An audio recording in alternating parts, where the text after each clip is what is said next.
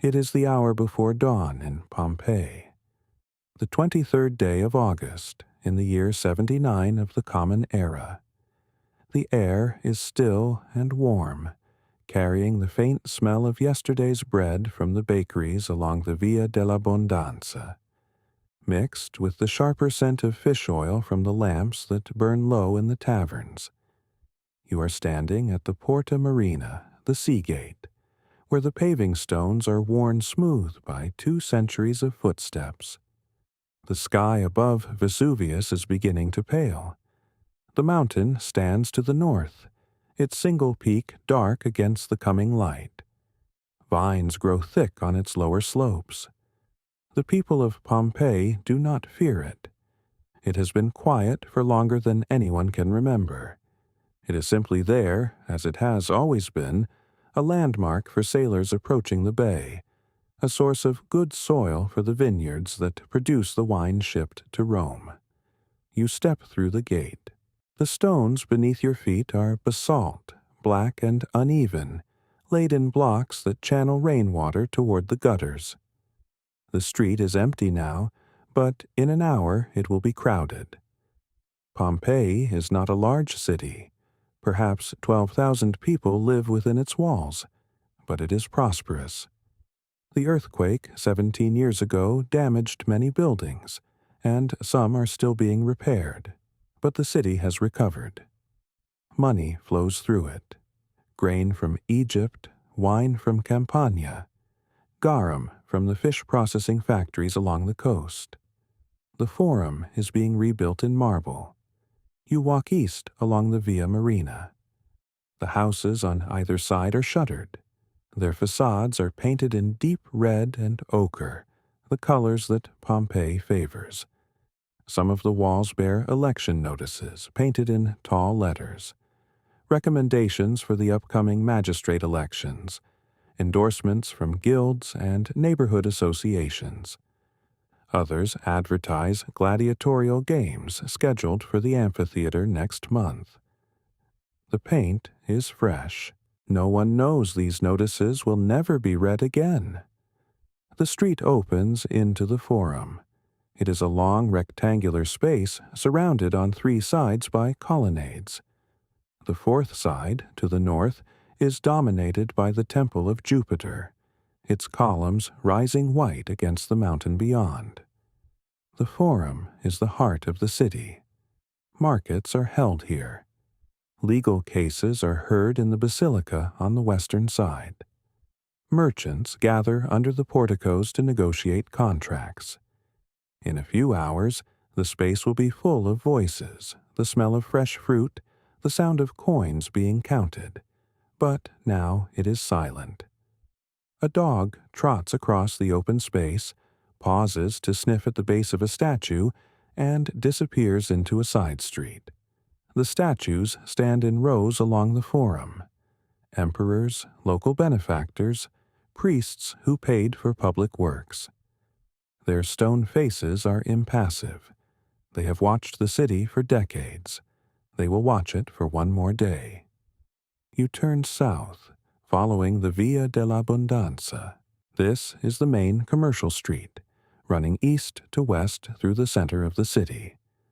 The shops are closed now, their wooden shutters pulled down and locked. But you can see what they sell by the signs painted above the doors. A baker, a fuller where cloth is cleaned and bleached, a thermopolium, a tavern with a marble counter set with large clay jars, dolia, that hold wine, hot food, chickpea soup. The jars are still warm from yesterday's fire. The light is growing. The sky is no longer black but deep blue, and the first edge of the sun is visible over the bay to the south. You can smell the sea from here, salt and seaweed, though the water is half a mile away. Pompeii is not a port. The harbor is at the mouth of the Sarno River, where the larger ships dock. But it is close enough to the coast that the air always carries that faint marine weight. A shutter opens on the 2nd floor of a house. A woman leans out, shakes a cloth, and withdraws. Somewhere a rooster crows. The city is beginning to wake. In the bakeries, the ovens are being lit. In the public baths, the slaves are stoking the furnaces that heat the water. In the brothel near the Forum, a girl is sweeping the small entrance room, pushing yesterday's dust into the street.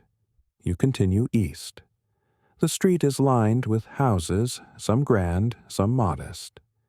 The wealthy live in large atrium houses with interior courtyards open to the sky, frescoed walls, mosaic floors. The less wealthy live in smaller houses or in apartments above the shops. But even the modest houses have some decoration: a painted niche for the household gods, a small garden in the back. Pompeii is a city that values beauty, or at least the appearance of it. The street curves slightly. Ahead, you can see the amphitheater rising above the rooftops, its outer wall a smooth curve of stone. It is the oldest permanent amphitheater in the Roman world, built more than a century ago. It holds 20,000 people. The games held there are famous. Gladiators come from across Campania to fight in its arena. But that is for another day. Today is a day like any other.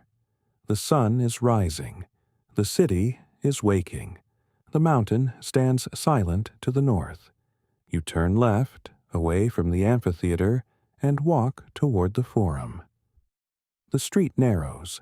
The buildings press closer. The air smells of bread baking, and underneath that, the faint sourness of urine from the fullers' workshops. The fullers clean cloth by treading it in vats of stale urine and water. It is unpleasant work, but necessary. Every toga in Pompeii passes through their hands at some point. A dog trots past, lean and purposeful. Dogs are everywhere in Pompeii. Some are pets, some are strays.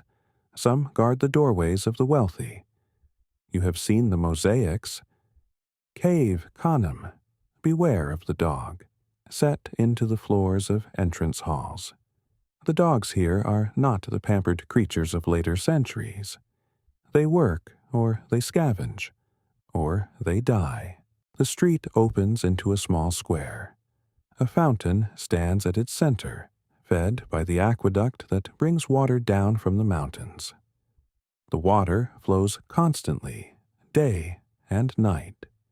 It is one of the great luxuries of Roman life. Clean water, always available. Women are gathered at the fountain now, filling amphorae, talking. Their voices carry across the square, low and rhythmic. You cannot make out the words, but the tone is familiar. Gossip, perhaps. Complaints about the price of fish. The ordinary concerns of ordinary people. You pass a bakery. The door is open. Inside, you can see the large stone mill, turned by a donkey walking in circles. The grain is ground between two stones, the upper one shaped like an hourglass, the lower one flat and round. The flour falls into a trough below. A slave scoops it into baskets. The baker himself stands near the oven, a large domed structure built into the wall. He is pulling loaves out with a long wooden paddle. The bread is round and flat, scored into sections so it can be broken easily. The smell is overwhelming. Yeast and heat and the faint char of the oven floor. Bread is the foundation of the Roman diet. The poor eat it with olive oil and salt. The wealthy eat it with honey or cheese or garum, the fermented fish sauce that appears on nearly every table. Garum is made in factories along the coast, where fish are salted and left to ferment in the sun for months. The smell of those factories is said to be unbearable, but the sauce itself is prized. It is salty, pungent, rich with umami. A small jar of the finest garum costs more than a day's wages for a laborer. You continue toward the Forum. The street is busier now. Men in togas walk with purpose, heading to the basilica for business or litigation. Slaves carry bundles, run errands, deliver messages. A litter passes, borne by 4 men. The curtains are drawn, but you catch a glimpse of a woman's hand, pale and ringed. The wealthy do not walk if they can avoid it. The streets are dirty, crowded, undignified. The Forum is the heart of Pompeii. It is a long rectangular space surrounded by columns on 3 sides. At the north end stands the Temple of Jupiter, its steps wide and steep, its columns tall. The temple dominates the Forum, as it is meant to. Jupiter is the king of the gods, the protector of Rome. His temple is the largest in the city. But the Forum is not only a place of worship. It is a marketplace, a meeting place, a stage for public life. Along the colonnades, merchants have set up stalls. They sell everything: pottery, cloth, jewelry, oil lamps, bronze mirrors, ivory combs. The noise is constant. Vendors call out their prices. Customers haggle. Coins clink. A man is selling fish from a wooden cart. The fish are laid out on beds of seaweed, their scales still bright. Another man sells vegetables: onions, leeks, cabbages, turnips. The vegetables are small and misshapen by modern standards, but fresh. You walk along the colonnade. The columns are painted red at the base, white above. The paint is fading in places, worn by sun and rain. Pompeii is not a new city. It is old, layered, lived in. The stones underfoot are smooth from centuries of footsteps. Near the center of the Forum, a group of men has gathered. They are listening to someone speak. You move closer. The speaker is a magistrate, or perhaps a candidate for office. He is talking about the aqueduct, about repairs that need to be made, about the cost. Politics in Pompeii is local and immediate. The men who govern the city are not distant senators in Rome. They are neighbors, businessmen, landowners. They live here. Their decisions affect their own lives as much as anyone else's. The sun is higher now. The shadows are shorter. The day is warming. You can feel the heat beginning to rise from the stones. You leave the Forum and walk east toward the baths. The streets here are narrower. The buildings lean in slightly, their upper floors jutting out over the pavement. Laundry hangs from windows. Tunics, cloaks, strips of linen drying in the morning air. A woman leans out from a second-story window and calls down to someone below. Her voice echoes off the stone. You cannot make out the words, but the tone is familiar, domestic, ordinary. The smell changes as you approach the baths. Wood smoke, yes, but also something sharper. The mineral tang of heated water, the faint sourness of bodies and oil. The Stabian baths are the oldest in Pompeii, built more than 2 centuries ago and rebuilt many times since. The entrance is modest. A narrow doorway, a short corridor. Inside, the air is warm and damp. The walls are painted with scenes of athletes and gods. The paint is bright in some places, faded in others. The floor is mosaic, small tiles arranged in geometric patterns, black and white, worn smooth by countless feet. You pass through the changing room.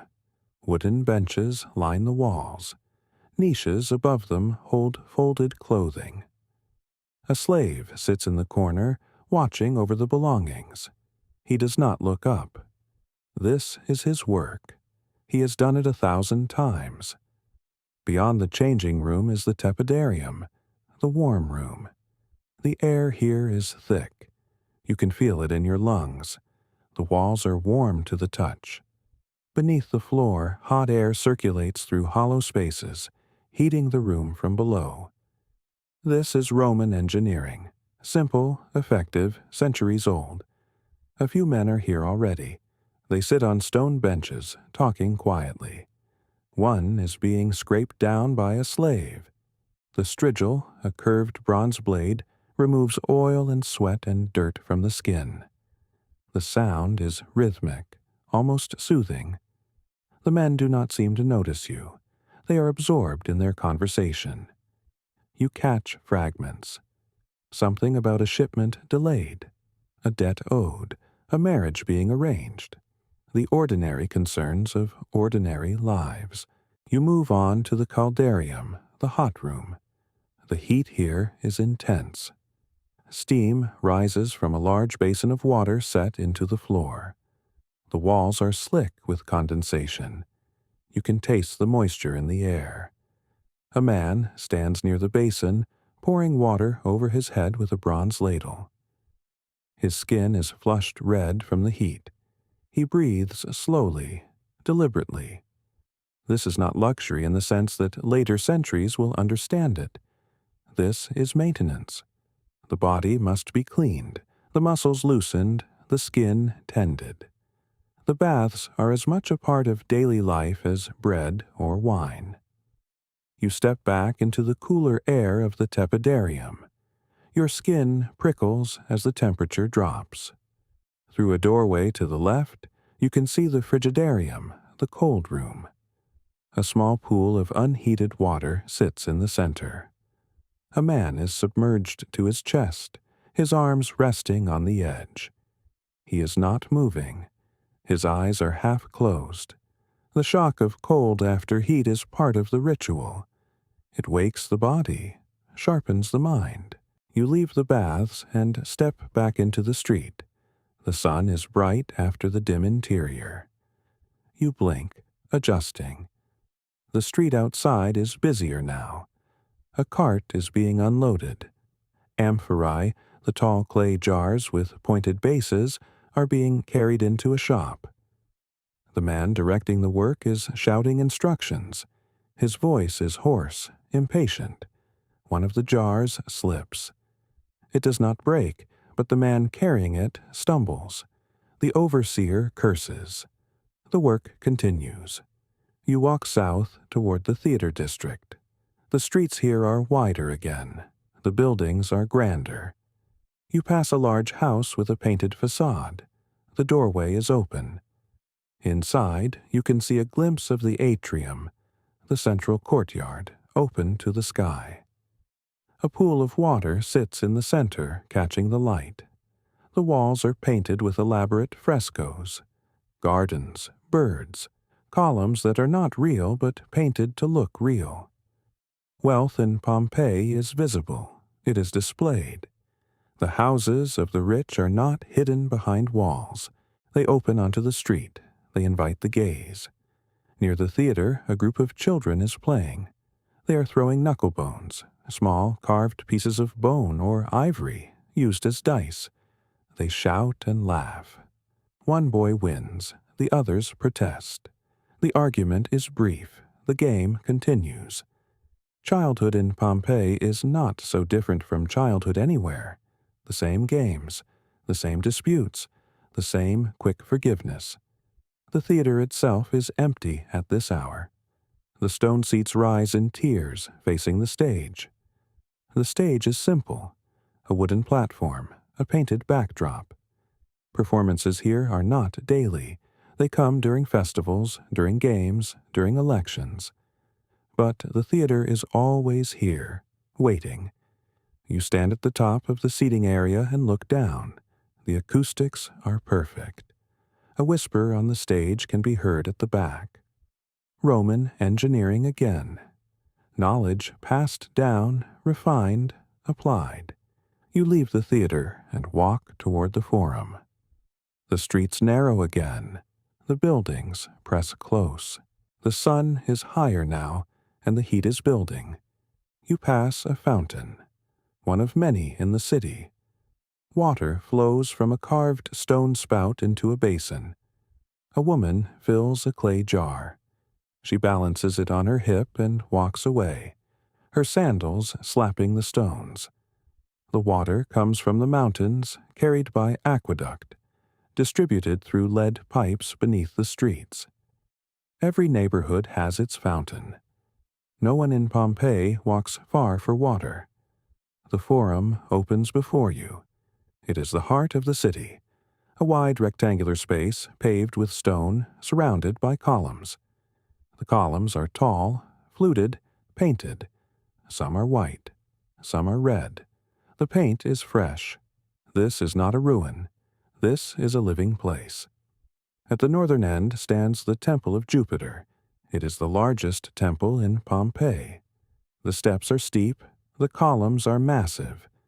Inside, the statue of the god sits enthroned. You do not enter. The temple is for priests, for magistrates, for those with business before the gods.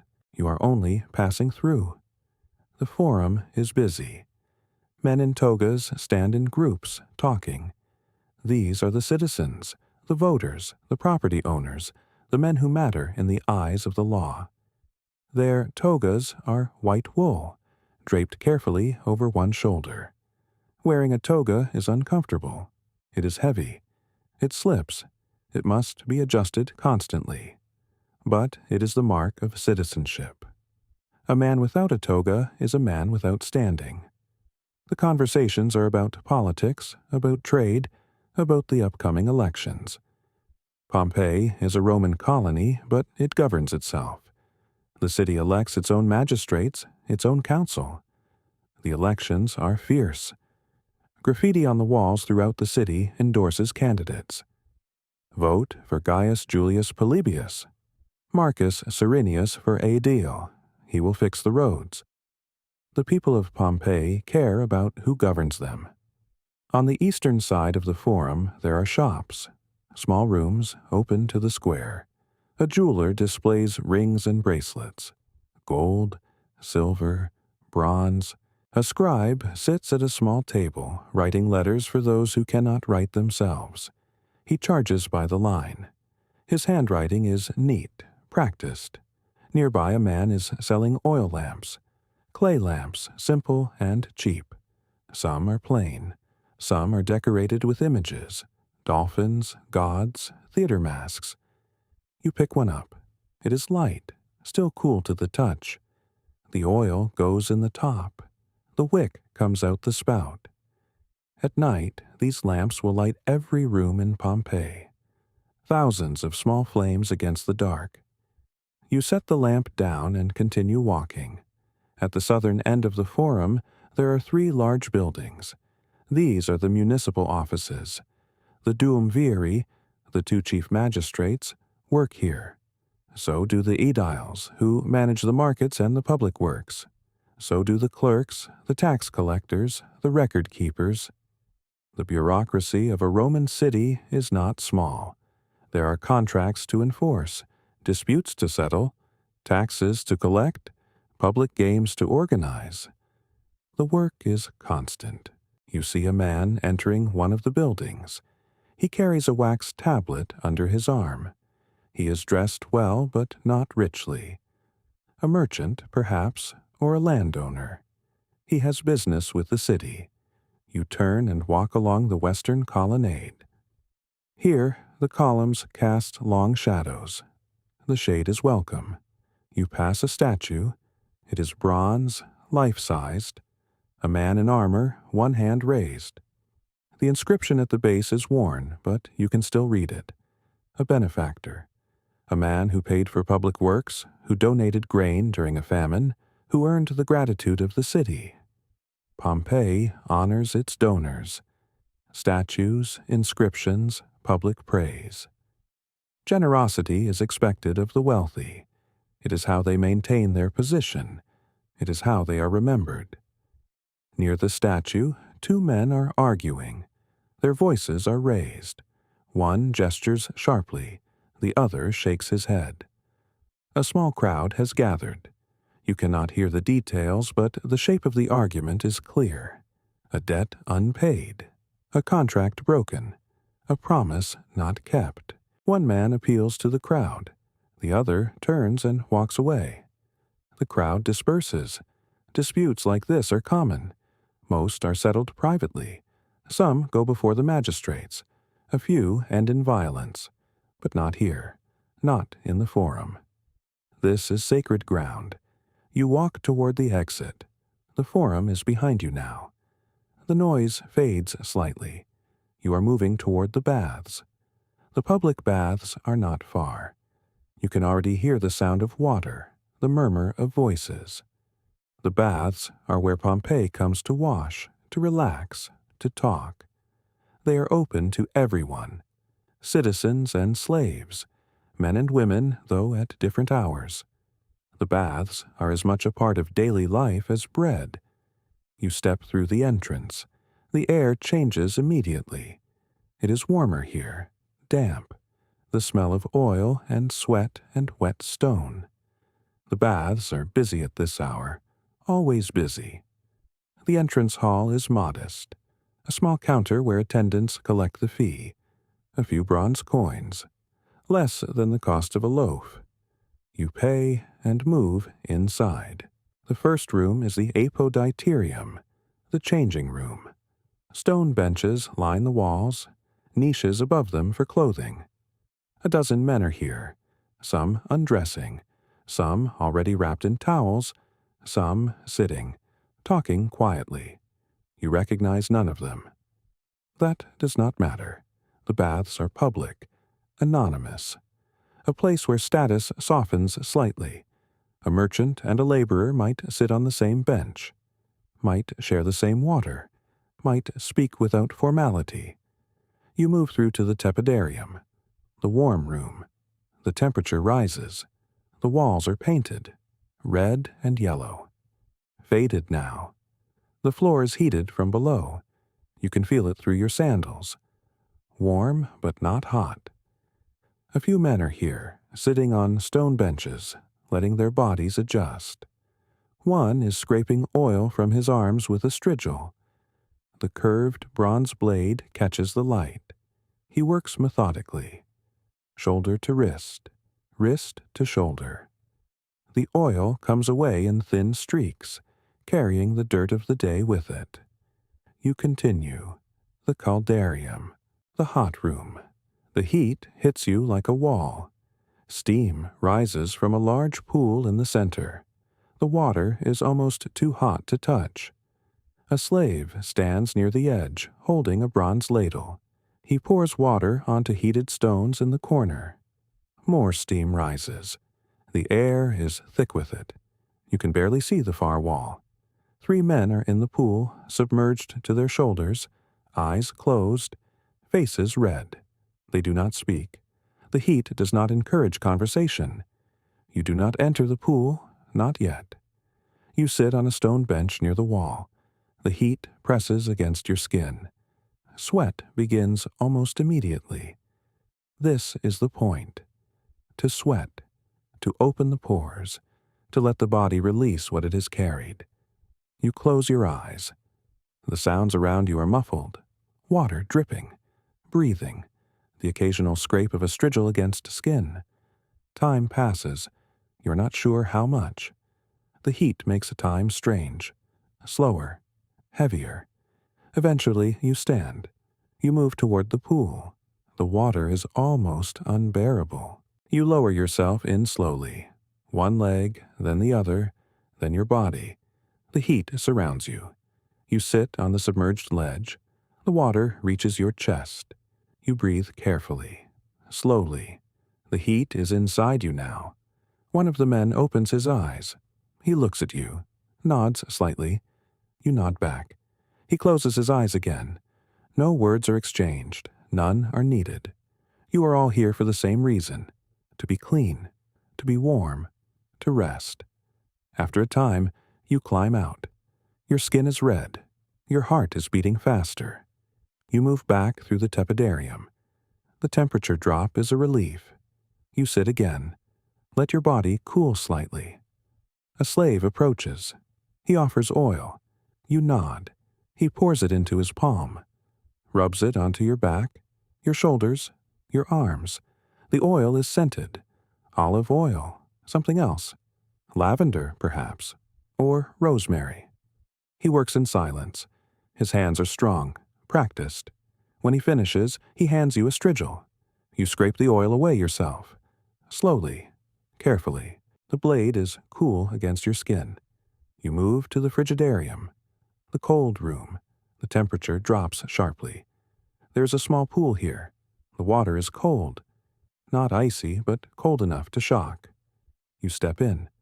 The cold grips your legs, your chest. Your breath catches. You stay only a moment. Then you climb out. Your skin tingles. Your body feels awake, alert, clean. You return to the changing room. Dress slowly. Your clothes feel strange against your clean skin. Rough, heavy. You leave the baths. The street outside is bright. The air is cooler than you remember. You stand for a moment, adjusting. The baths are behind you now. The afternoon is still young. The city continues. You walk north, away from the Forum, away from the baths, toward the residential streets. The houses here are larger, wealthier. The walls are higher. The doors are heavier. You pass one with its door open. You can see inside, a glimpse of a courtyard, a fountain, painted walls. Then the door closes. The street is quiet here. Fewer people, less noise. The wealthy keep to themselves. You turn a corner. The street narrows. The paving stones are smooth here, well maintained. A slave sweeps the threshold of a large house. He does not look up. You pass. The walls on either side are painted, faded reds, ochres. You can see where the plaster has cracked, where rain has stained it. These houses have stood for generations, some for a century or more. They are repaired, repainted, but the bones are old. You hear voices from within one house, a woman's voice, sharp, giving orders, a child laughing, then silence. The houses keep their lives inside. What happens in the atrium, in the tablinum, in the private rooms? That is not for the street. The street sees only walls, doors, the occasional slave coming or going. You reach a crossroads. 4 streets meet here. There is a fountain at the center, a simple basin. Water flows from a bronze spout shaped like a lion's head. The water is clear, cold. A woman fills an amphora. She balances it on her shoulder, walks away without spilling a drop. You watch her go. The street swallows her. You choose the street to the right. It slopes gently upward. The houses here are even larger. You pass one with a grand entrance. 2 columns flank the door. The wood is dark, polished. There is a bronze knocker shaped like a hand. You do not knock, you continue. The afternoon light is softer now. The sun has moved. The shadows are longer. The heat is less. You can feel the change. The city breathes differently in the late afternoon. The urgency of midday is gone. People move more slowly. There is time now. Time to finish the day's work. Time to prepare for evening. You pass a small shrine set into a wall. A niche. Inside, a small statue of a household god. A lar. There are offerings at its feet, a few coins, a piece of bread, a wilted flower. Someone has been here today. Someone has asked for protection, for favor. The gods are everywhere in Pompeii. In the temples, in the streets, in the homes. They are not distant. They are here, watching, listening. You turn another corner. The street opens into a small square, not a forum, just a widening of the street. There are benches here, stone benches built into the walls. An old man sits on one. His hands rest on a walking stick. His eyes are closed. He might be sleeping. He might be resting. You do not disturb him. Across the square, a shop is closing. The owner pulls wooden shutters across the opening. He secures them with a heavy bar. His day is done. He wipes his hands on his tunic, looks up at the sky, nods to himself. Then he turns and walks away. His footsteps echo in the square. You leave the square. The street continues. You are moving toward the edge of the city now. The houses are smaller here, less grand. The walls are plain, whitewashed. No frescoes, no elaborate doorways. These are the homes of shopkeepers, artisans, freedmen, people who work with their hands, who earn their bread daily. A dog lies in the shade of a doorway. It watches you pass, does not bark, does not move, just watches. Its eyes follow you until you are out of sight. You hear hammering, steady, rhythmic. You follow the sound, it leads you to a workshop. The door is open. Inside, a man works at a bench. He is shaping metal, bronze perhaps. The hammer rises and falls, rises and falls. Sparks fly with each strike. The man does not look up. He is focused, intent. His work is everything. You do not enter. You watch from the doorway. The workshop is small, dark. The only light comes from the door and from the forge in the corner. The forge glows red. The heat from it reaches you even here. The man wipes his brow, sets down the hammer, examines his work, nods, picks up the hammer again. You move on. The street curves. You are walking parallel to the city wall now. You cannot see it, but you can feel it. The edge of the city, the boundary between inside and outside, between Pompeii and the world beyond. The light is golden now. The sun is lower. The day is aging. You can smell cooking, bread, onions, olive oil. Somewhere, someone is preparing the evening meal. The smell drifts through the streets, mingles with the dust, with the smell of stone and wood and sweat. You pass a group of children playing. They have drawn lines in the dirt. They are throwing stones, trying to land them within the lines.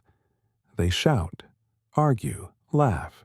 One sees you, stares for a moment, then returns to the game. You are not interesting. You are just another person in the street. You turn a corner. The street opens into a small square. Not a forum. Not a grand space. Just a widening where three streets meet. There is a fountain here, a simple basin. Water flows from a bronze spout shaped like a lion's head. The water is clear, cold. It comes from the aqueduct that feeds the city. You can hear it. A steady trickle, constant. The basin is worn smooth where hands have rested, where jugs have been set, where children have leaned to drink. A woman is filling an amphora now. She holds it steady with both hands. The water rises. She waits, patient. When it is full, she lifts it, settles it against her hip, walks away without looking back. Her sandals slap against the stones. You move closer to the fountain. The water is cool on your fingers. You can taste the minerals in it. Limestone, iron, the taste of the mountains where the water begins. You step back. The square is quiet now. A dog lies in the shade near a doorway. Its ribs show. It watches you, does not move, just watches, then closes its eyes again. The buildings here are modest. 2 stories, plaster over brick. Some of the plaster has fallen away. You can see the brick beneath. Red, rough. The windows are small, high. No glass, just wooden shutters. Some are open, some are closed. You cannot see inside. The interiors are dark, private. You hear voices from one of the windows, a man and a woman, speaking quickly. You cannot make out the words. The tone is sharp, an argument, or just the rhythm of a long marriage. It is hard to tell. You walk on. The street narrows again. The buildings lean closer. The light is dimmer here. The sun does not reach this far down. The air is cooler. You can smell damp stone, mildew, something old. The street is older here. The stones are more worn, the ruts deeper. This part of the city has been walked for generations. The stones remember. You pass a shrine, small, built into the wall. A niche.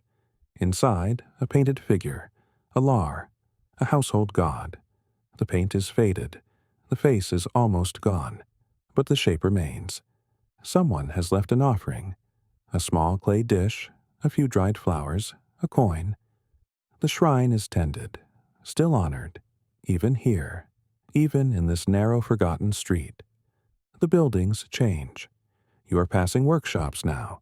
You can hear the sounds, metal on metal, the rasp of a saw, the thud of a mallet. A carpenter's shop. The door is open. You can see inside. A man bent over a workbench. Shavings curl away from his plane. The wood is pale, fresh.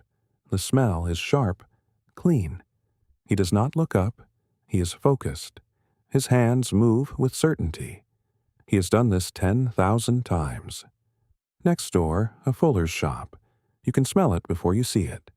Urine, sulfur, the chemicals used to clean cloth. The smell is strong, acrid. It catches in your throat. You see the vats, large clay basins, men standing in them, treading the cloth. Their legs are stained, their tunics are rolled up. They work in rhythm, stepping, turning. The cloth churns beneath their feet. This is how wool is cleaned, how it is softened, how it is made ready for the dyer. The work is hard, the smell is worse, but the pay is steady.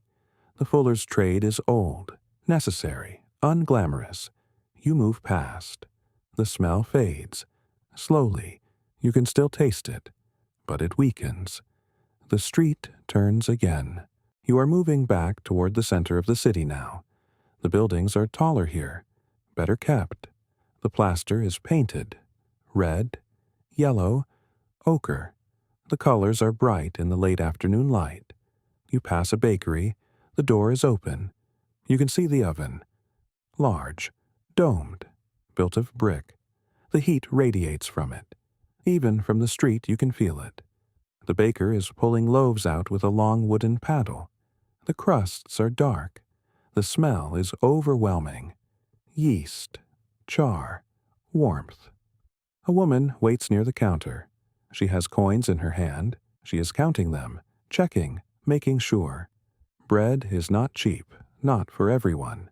You walk on. The street is busier now. More people. The day is ending. People are returning home, finishing errands, buying what they need for the evening meal. You pass a wine shop. The amphorae are stacked outside, tall, narrow, sealed with clay stoppers. A man is pouring from one into a smaller jug. The wine is dark, almost black. It glugs as it pours. He stoppers the jug, pays, leaves. The shopkeeper wipes his hands on his tunic, waits for the next customer. The light is softer now, golden. The shadows are longer. The day is tipping toward evening. You can feel it, the change in the air, the shift in the rhythm of the city. Pompeii is preparing for night. You turn down a narrower street. The buildings press closer here. The walls are painted. Red, ochre, yellow. Some of the paint is faded, peeling, but you can still see what it was. Panels, borders, imitation marble. The people who live here wanted their homes to look richer than they were. You pass a doorway. The door is open. Inside, you can see a small courtyard, a fountain in the center. Not large, not grand, but running. The water catches the light. A child is crouched beside it, playing, splashing. A woman's voice calls from inside. The child does not move. The voice calls again, sharper. The child stands, reluctantly, walks inside. The courtyard is empty now, just the sound of the water. You walk on. The street curves. You follow it. The stones beneath your feet are uneven, worn smooth in some places, cracked in others. You can see the ruts from cartwheels, deep grooves, years of traffic, decades. The city has been here a long time, longer than most of the people walking through it now. The stones remember. You pass another shop. This one sells cloth. Bolts of fabric are stacked on shelves. Linen, wool, some dyed, some plain.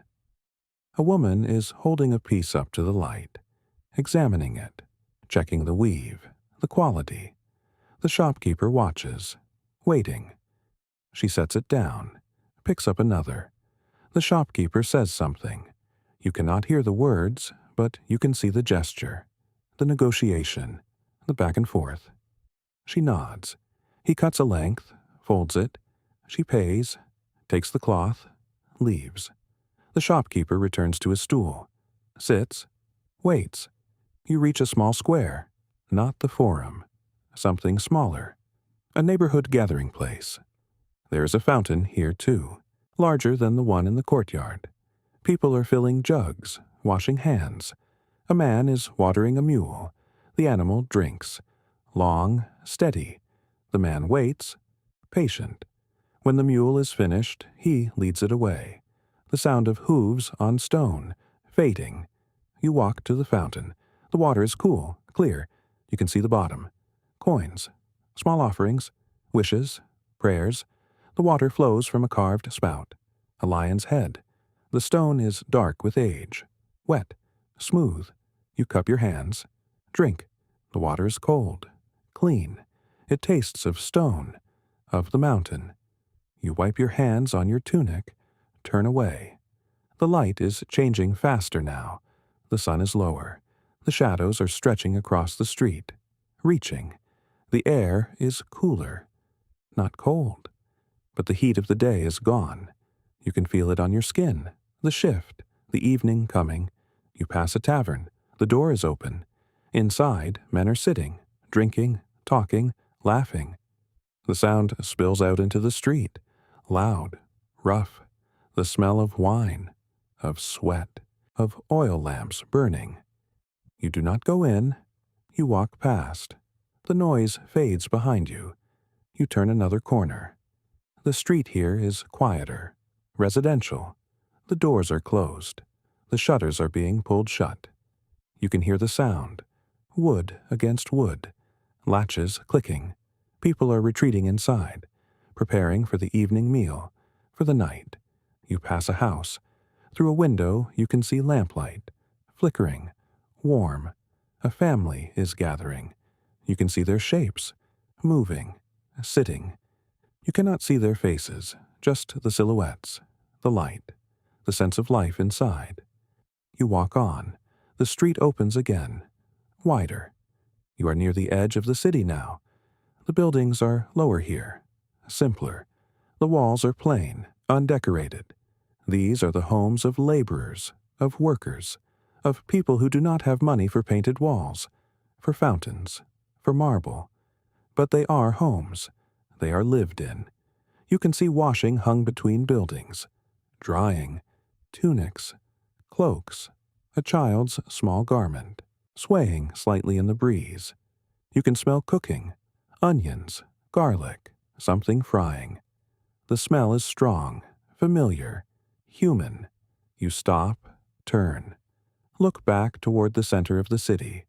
You can see the rooftops, the temples rising above them, the forum somewhere beyond, the mountain behind it all, Vesuvius, still, silent. The sky above it is turning, pink, orange. The sun is setting. The day is ending. Pompeii is settling into evening. The streets are emptying. The shops are closing. The lamps are being lit, one by one, small points of light, appearing. The city is transforming. From day to night, from public to private, from the noise of commerce to the quiet of home. You stand there, watching. The light fades. The shadows deepen. The city breathes. You walk on. The streets are narrower here, quieter. The stone beneath your feet is worn smooth. Centuries of footsteps. The walls on either side are close. You can almost touch both at once. Above you, the upper floors lean in. Balconies, shutters, Some open, some closed. You hear voices, muffled. A woman calling, a child answering, the sound of a door closing. Somewhere a dog barks. Once, then silence again. You pass a doorway. The door is open. Inside you can see a small courtyard, an impluvium, the shallow pool in the center, catching rainwater, reflecting the last light of the sky. Around it, columns, simple, painted red at the base, white above. The walls are decorated. Frescoes. You can see them even from here. A garden scene, birds, flowers, painted to make the space feel larger than it is. A woman moves across the courtyard, carrying something, a jug. She does not look toward the street. She is intent on her task. She disappears into a room. You move on. The air is cooler now. The sun is gone.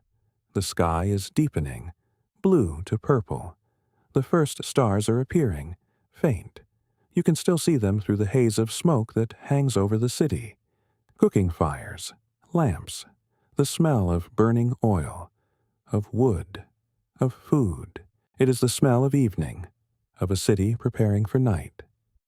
You turn a corner. The street opens slightly.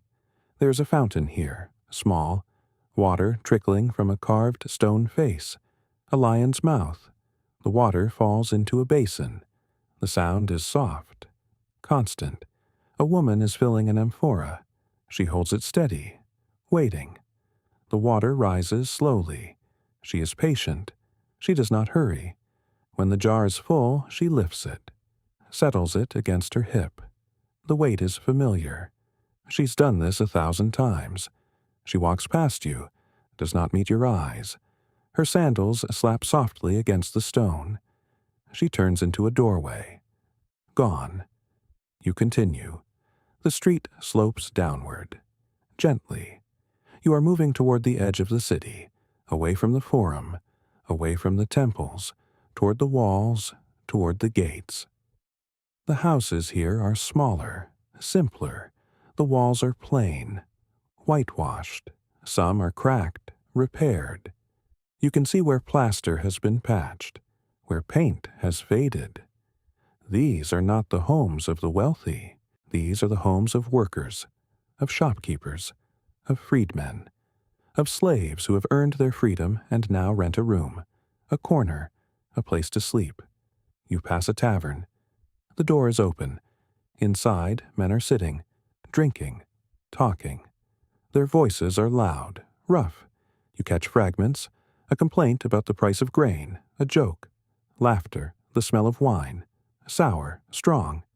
A lamp flickers on a table, casting shadows. One man stands, unsteady. He moves toward the door, stops, leans against the frame, looks out into the street, sees you, nods, says nothing, turns back inside. The street narrows again. You are in a passage now, almost an alley. The walls are close. The sky above is a thin strip, dark now. The stars are brighter. You can hear your own footsteps. The sound echoes slightly. You pass a shrine, small, set into the wall, a niche. Inside, a small statue, a household god, a lar, offerings at its feet, a few coins, a piece of bread, a wilted flower. Someone has prayed here today. Someone has asked for protection, for luck, for health. The statue stares out, blank, eternal. You emerge from the passage. The street widens. You can see the city wall ahead, dark stone, high, built to keep enemies out, to keep the city safe. There is a gate, open, unguarded at this hour. Beyond it, the road, leading away, toward Herculaneum, toward Neapolis, toward the world beyond Pompeii. But you do not leave. You turn, walk along the inside of the wall. The houses here back up against it, using it as one wall, saving stone, saving cost. You hear singing, faint, a woman's voice, a lullaby, soft, slow. You cannot make out the words, only the melody, rising, falling. It stops, silence. Then a baby cries, briefly, then quiet again.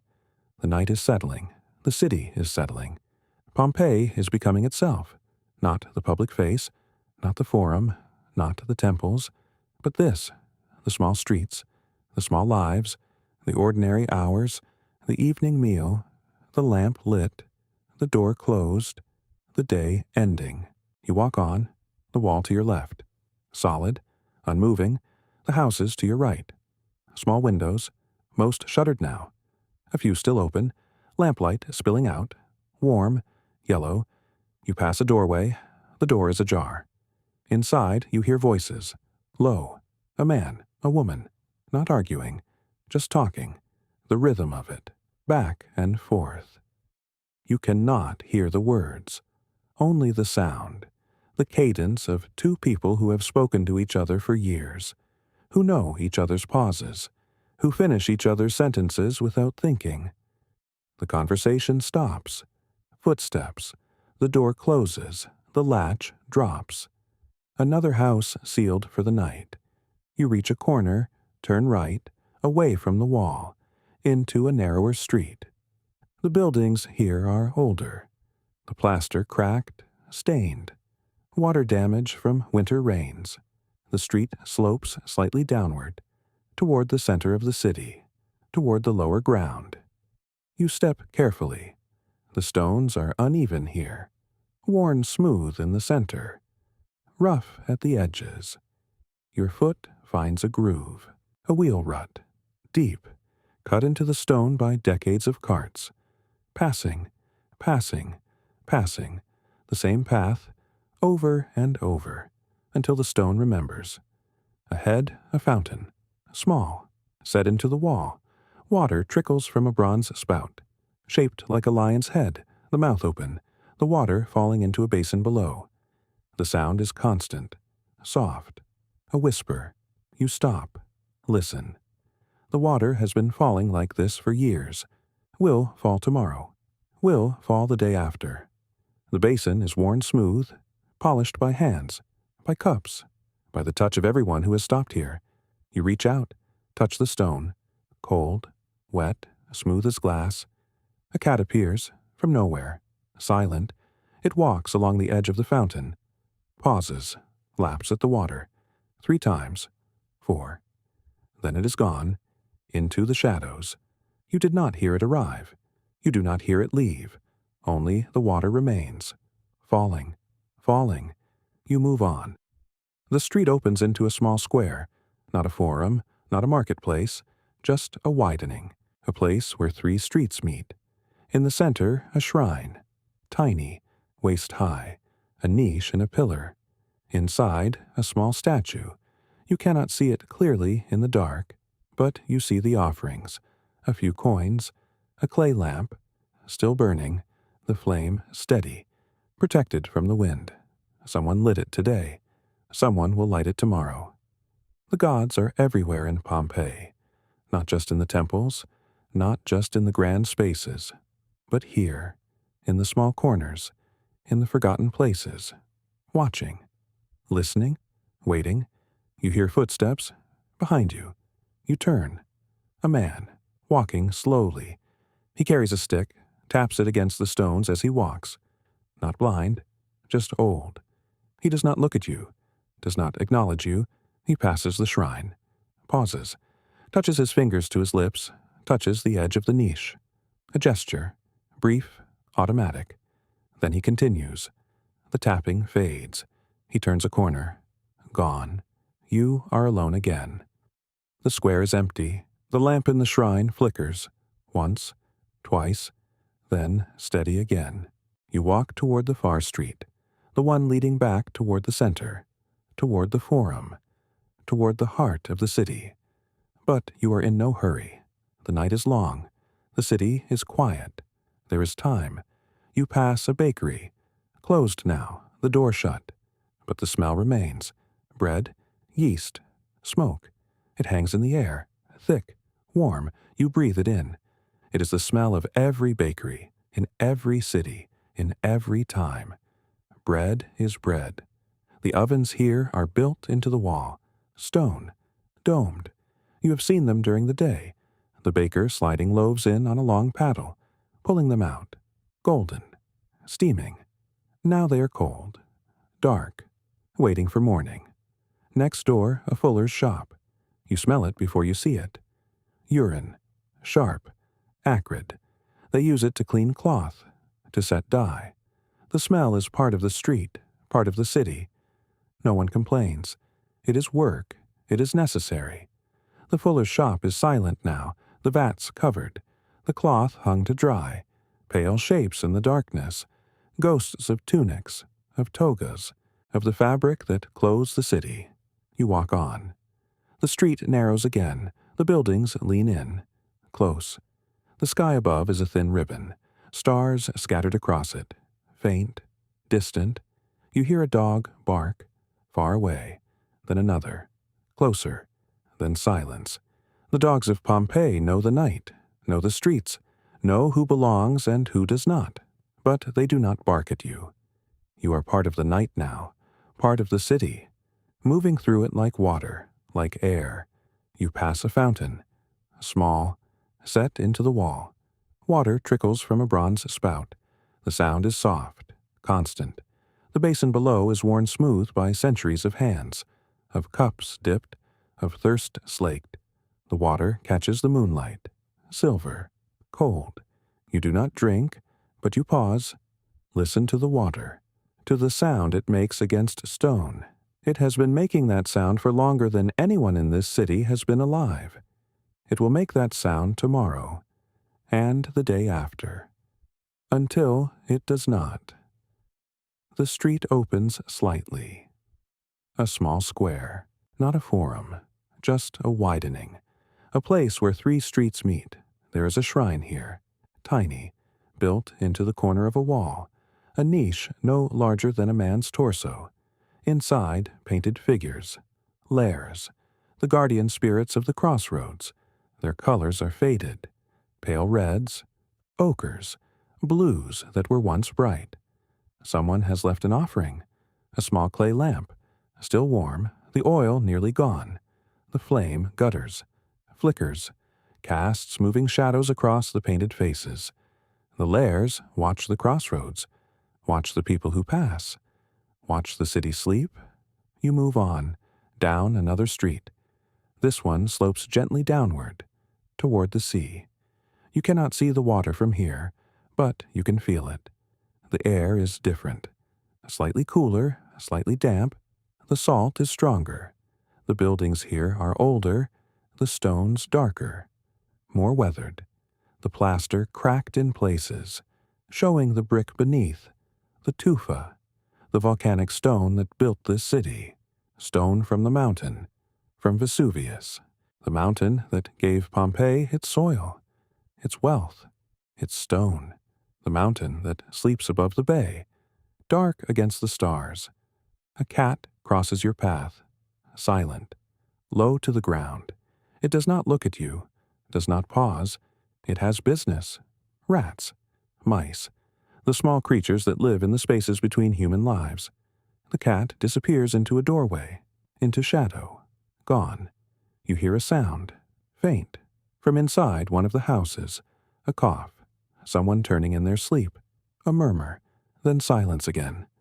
The city breathes, in and out, slow, deep. The breath of 10,000 sleepers. You reach another intersection, wider.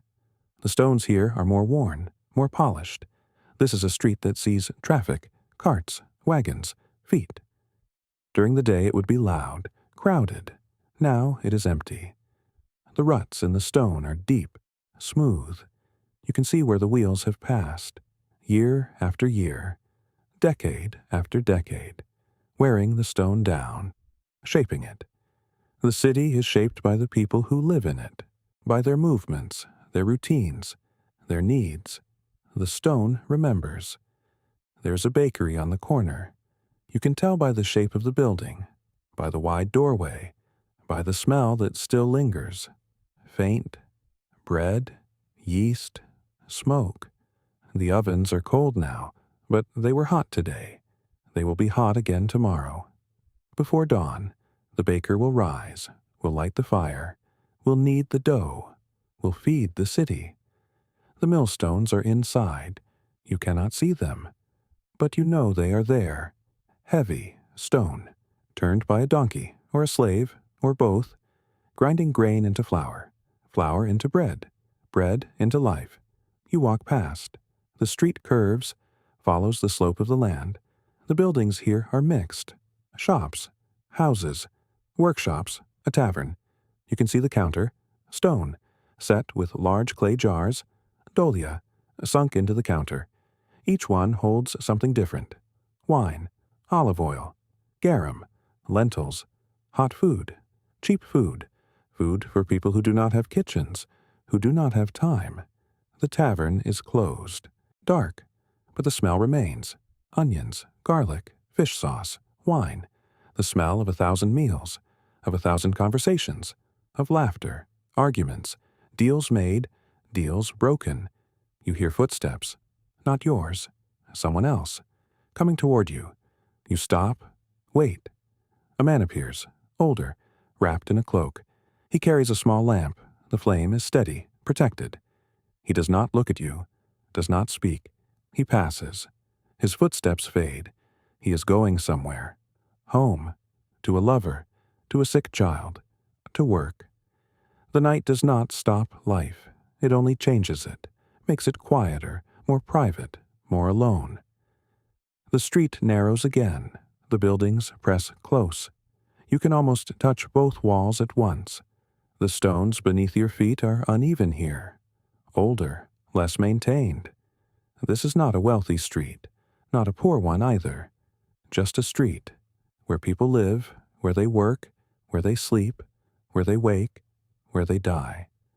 The windows above are dark, shuttered. Behind them, families, sleeping, dreaming, not knowing, not seeing, not hearing the city around them, not hearing you. You turn a corner. The street opens slightly, wider here. A small square, not a forum, not a marketplace, just a widening, where 3 streets meet. In the center, a fountain. You can hear it before you see it. The sound of water, falling, steady, constant. The same sound it made this morning, the same sound it will make tomorrow.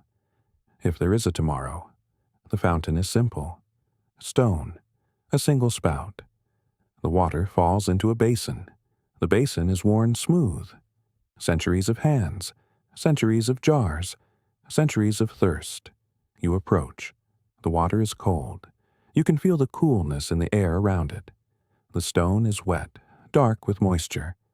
Someone has left a cup, clay, chipped at the rim. It sits on the edge of the basin, forgotten, or left deliberately, for the next person, for anyone. You do not touch it. The square is empty. The buildings around it are dark, shuttered, silent, but not abandoned. You can feel the presence of people, behind the walls, behind the doors, sleeping, breathing, living. One building has a shop front. The shutters are closed, locked, but you can see the sign above. Painted, faded, a fish. This is a fishmonger, or was, or will be again in the morning, when the shutters open, when the ice is brought, when the catch arrives from the harbor. The smell lingers even now. Salt, brine, the ghost of the day's trade. You leave the square. Another street, narrower again. The buildings lean, old, settled. The plaster is cracked in places, repaired in others, layers, generations. This city is not new. It has been here, growing, changing, forgetting, remembering. The street slopes downward, gently. You are moving toward the lower part of the city, toward the walls, toward the edge. The air changes, cooler, damper. You can smell earth, gardens, something green, something growing. A doorway stands open, not wide, just ajar. You stop, look. Inside, darkness, but not complete. A faint glow, deep within. A lamp, still burning. Someone is awake, or someone forgot to extinguish it, or someone left it burning deliberately, for the gods, for the dead, for luck. You do not enter, you move on. The street curves, follows the contour of the hill. The stones are smooth here, polished by feet, by carts, by time. You pass another house, larger, wealthier. The door is painted, red, the color of prosperity, of protection, of blood. The threshold is marble, white, clean. Someone swept it today. Someone cares.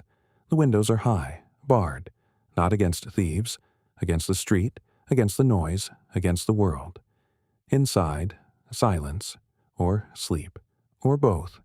You hear something, faint, distant, a dog barking. Once, twice, then silence again. The dog is not near, somewhere else. Another street, another house, another life. The sound fades, absorbed by the city, by the night, by the stone. The street ends, opens into another small space. Not a square, just a widening. A place where the street breathes, where it pauses. There's a shrine here, small, built into the wall, a niche. Inside, a figure, a stone, worn. You cannot tell which god. The features are smoothed, erased by weather, by touch, by prayer. Someone has left an offering, bread, a small piece, placed on the ledge, for the god, for the spirits, for the city. The bread is fresh, left today, or tonight. Someone still believes, someone still asks, someone still hopes. You stand there in front of the shrine. The city is quiet around you. The night is deep, the stars are hidden, the moon is low, the air is still. You are alone, but not alone. The city is full, full of people, full of lives, full of stories.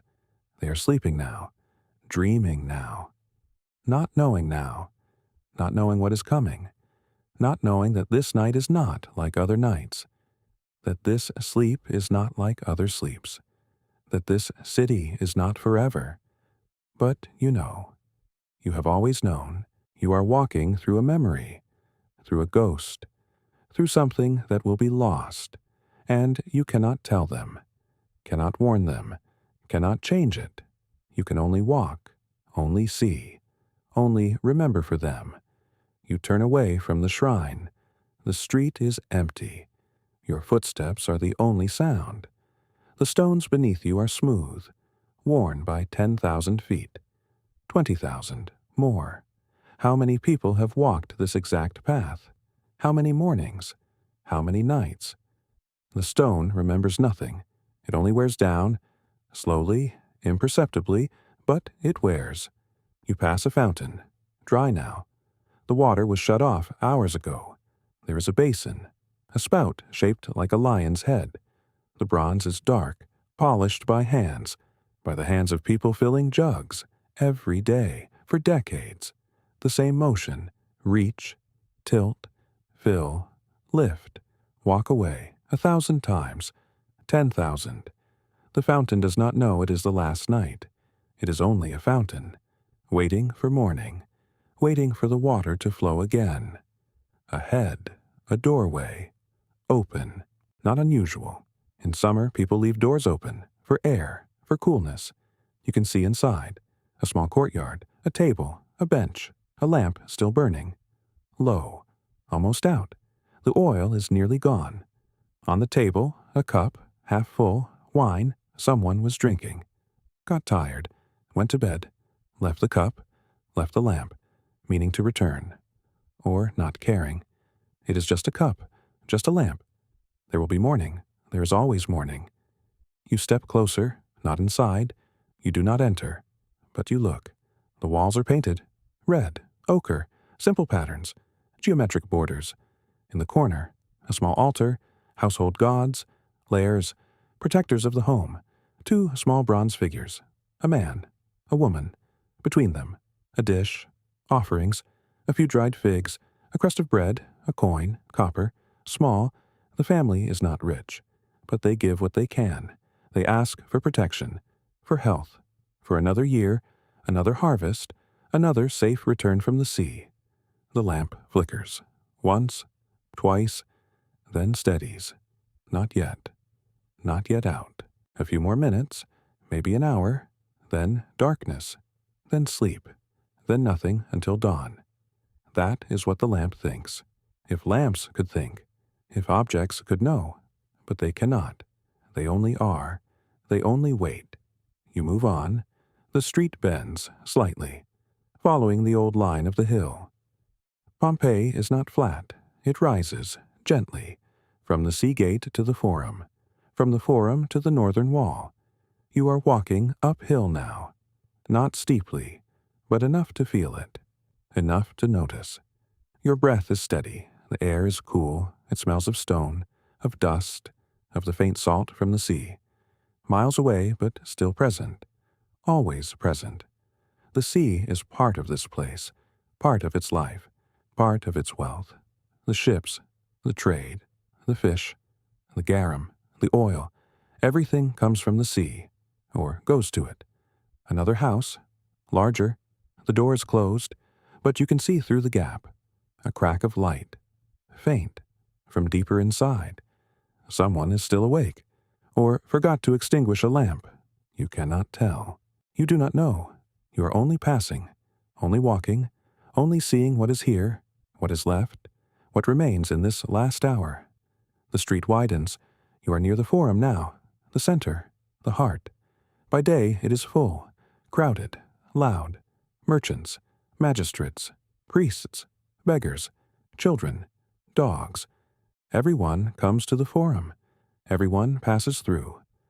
It is where the city happens, where decisions are made, where justice is given, where gods are honored, where money changes hands, where news arrives, where rumors start. It is the center of everything. But now it is empty. The colonnades are dark, the temples are silent. The statues stand, unmoving, unseeing, marble, bronze, stone. They have stood here for generations. They will stand here tomorrow. That is what they believe. If statues could believe, if stone could hope. But it cannot. It only endures, until it does not. You walk across the open space. The paving stones are large, fitted carefully, precisely. Roman work, built to last, built for centuries. And they have lasted. Decades already. They will last more. That is the plan. That is the intention. Rome builds forever. Rome does not end. That is what Rome believes, what Romans know, what this city knows. It is part of Rome. It is Roman. It is protected. It is safe. It is eternal. Except it is not. You reach the far side, another street, narrower, heading east, toward the amphitheater, toward the edge of the city. You do not go that way. You turn, north, toward the walls, toward the gate, toward the mountain. The street climbs. Gently at first, then steeper. The stones beneath your feet are worn smooth in the center where feet have passed for decades. The edges are rougher, less traveled. You keep to the center, where everyone walks, where the stone remembers. The buildings here are older, smaller. The plaster is faded, cracked in places, repaired in others. Patches of newer white over older gray. Layers, years. The city grows. The city repairs itself. The city continues. A woman passes you going the other direction. Downhill, toward the Forum. She carries a basket. Empty. She is returning from somewhere, or going to somewhere. Her face is tired. Not old, just tired. The kind of tired that comes from days, from work, from life. She does not look at you. She looks at the stones, at her feet, at the path ahead. You step aside, she passes. Her sandals make a soft sound. Leather on stone. Then she is behind you. Gone. You continue upward. The air changes as you climb. Cooler, thinner. Or perhaps it only feels that way. Perhaps it is the same air, but you are higher now, closer to the sky, closer to the mountain. You can see it ahead, between the buildings. Glimpses, the peak, the green slopes, the gray stone at the top, bare. No trees there. Too high, too steep. But below the peak the mountain is soft, covered, alive. Vineyards, olive groves, farms. People live there, on the slopes, in the shadow. They grow things. They harvest. They bring their goods to the city, to Pompeii, to the markets. Wine, oil, grain. The mountain provides. The mountain is generous. The mountain is part of life here, part of the landscape, part of the view, part of what makes this place what it is. Beautiful, fertile, blessed. That is what people say. Blessed by the gods, blessed by the land, blessed by the mountain. You reach a small square, not a forum, just a widening of the street, a place where 3 roads meet. There's a fountain here, small, simple. Water flows from a stone spout into a basin. The basin is worn, smooth. Hands have touched it. Cups have rested on its edge. Lips have drunk from it. For years. The water is clear, cold. It comes from somewhere, an aqueduct, underground channels, Roman engineering, Roman certainty. Water flows. Water is always there. You do not stop. You do not drink. You only pass. The fountain continues behind you, flowing, waiting, serving. The street narrows again. The buildings press closer. The walls are higher here, taller, blocking the sun, creating shadow, cool shadow, welcome shadow. The heat of the day is still present, still pressing, but here in the shade it is bearable, almost pleasant. You hear voices ahead, faint, indistinct, conversation, laughter, life. You walk toward them. The street curves, bends to the left, following the contour of the hill, following the line of the walls, the city walls. You are near them now, near the edge, near the boundary between inside and outside, between Pompeii and the world beyond. Another doorway, open, a workshop. You glance inside as you pass. A man is working, bent over a table. His hands move, shaping something, wood or clay. You cannot tell. The light inside is dim, the details are unclear, but the motion is clear, the focus, the concentration. He does not look up. He does not notice you. He is absorbed, committed, present in his work, in his task, in this moment.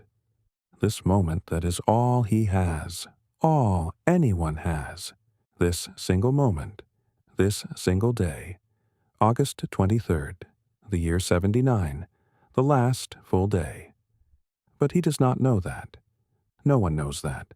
They only know today. They only live today. Tomorrow will come.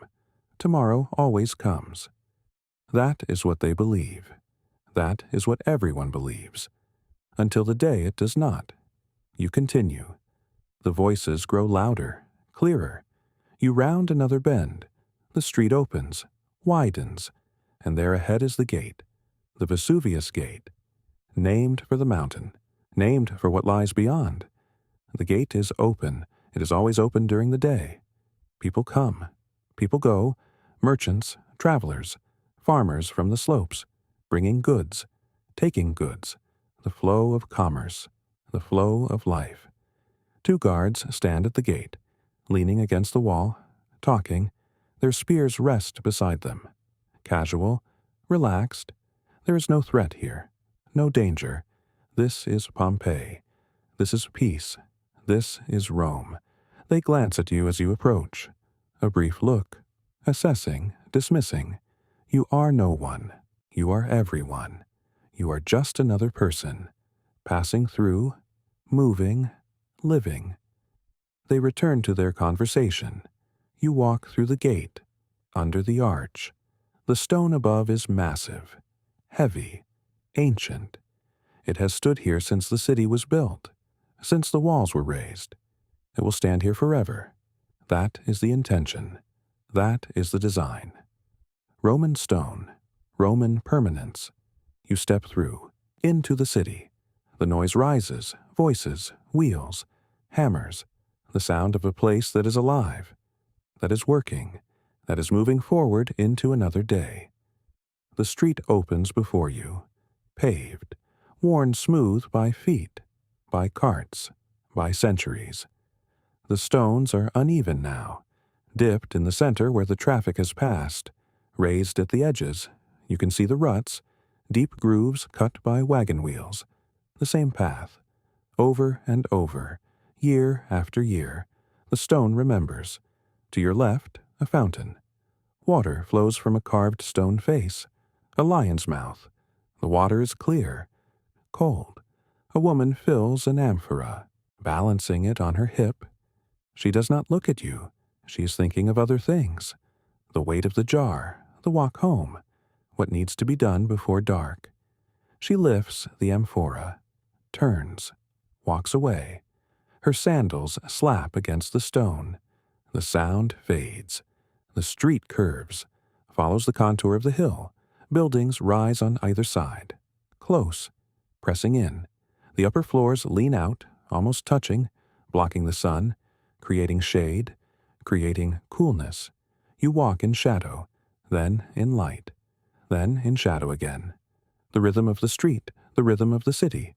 A shop, open to the street, a counter, jars set into the stone, a thermopolium, a place to eat, to drink, to rest. The smell of wine, of bread, of something cooking, lentils maybe, or chickpeas. The owner stands behind the counter, wiping it with a cloth. He looks up, nods. You nod back. You do not stop. You keep walking. The street widens, opens into a small square, a crossroads, 4 streets meeting. In the center, another fountain, larger than the first. Water splashes, catches the light. A dog drinks from the basin. Thin, ribs showing. It looks at you, wary, then lowers its head, drinks again. No one pays attention. Dogs are everywhere, part of the city, part of the life. You turn, take the street that leads upward, toward the forum, toward the center. The slope is gentle, but you feel it, in your legs, in your breath. The city is built on a hill.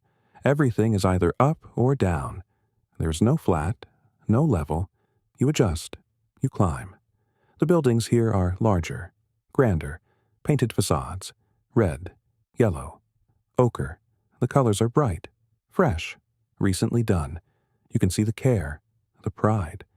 This is a good neighborhood, a wealthy neighborhood. The doors are heavy, carved. The thresholds are high, marble, polished. You glimpse courtyards through open doorways, gardens, columns, fountains, the private world, the hidden world. You do not enter. You are not invited. You walk past. The street levels, opens, and there it is, the forum, the heart of the city, the center of everything, a wide open space, paved, surrounded by columns, by temples, by public buildings, people everywhere, moving, talking, conducting business, conducting life. You step into the square. The sun is full here, bright, hot. You feel it on your face, on your arms, the heat of the day, the heat of August. You stand, you watch. A man in a toga, white, clean, talking to another man, gesturing, making a point. A woman with a basket, buying something from a vendor, counting coins. A child running, laughing, chased by another child. The games of children, the same everywhere, the same always. The mountain is there, beyond the forum, beyond the buildings, rising, massive, green with trees, vineyards on the lower slopes, smoke rising from the summit, thin, white, always there, always rising. No one looks at it. No one thinks about it. It is part of the landscape, part of the view. It has always been there. It will always be there. Vesuvius, the mountain, the guardian, the giver of fertile soil, of rich earth, of abundance. You do not know, no one knows, that in 17 years the mountain will wake, will explode, will bury this city, this forum, these people, these streets, these shops, these homes, everything under ash, under stone, under silence, that the laughter will stop, the voices will stop, the hammers will stop, that time will stop. Here, in this place, on one August day, in the year 79. But that is not today. Today is another day, an ordinary day, a day of work, of commerce, of life. The sun is high, the city is alive, the mountain stands, the water flows, the bread bakes, the wine pours, the children play, the dogs sleep in the shade, the guards lean against the wall, the merchants count their coins, the women carry water, the men argue in the forum. Everything continues, everything moves forward, as it always has, as it always will. You turn, you walk, back through the streets, back toward the gate. The day is passing, the shadows are lengthening. Soon it will be evening, soon the lamps will be lit, soon the city will settle, will quiet, will rest. But not yet, not yet. There is still time, still light, still life. You reach the gate, you pass through, you look back, one last time, at the walls, at the towers, at the city, Pompeii, alive, thriving, unaware, beautiful, doomed, but not yet, not today. Today, it simply is.